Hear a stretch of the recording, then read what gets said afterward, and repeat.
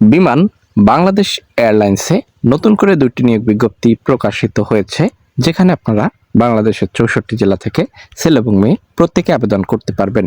আজকের এই ভিডিওতে বিমান বাংলাদেশ এয়ারলাইন্স সার্কুলার সংক্রান্ত সকল গুরুত্বপূর্ণ তথ্য পর্যায়ক্রমে আপনাদের মাঝে উপস্থাপন করব।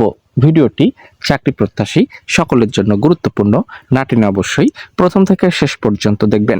পদের নাম, বেতন, পদ সংখ্যা, বয়স এবং এখানে দেখতে পাচ্ছি অ্যাপ্রেন্টিস মেকানিক, যেখানে 40টি শূন্যপদ রয়েছে। বয়স 8/1/2026 তারিখে অনূর্ধ্ব 32 বছরের মধ্যে হলে আপনি এখানে আবেদন করতে পারবেন এবং শিক্ষাগত যোগ্যতা থেকে শুরু করে সকল গুরুত্বপূর্ণ তথ্য পর্যায়ক্রমে রয়েছে।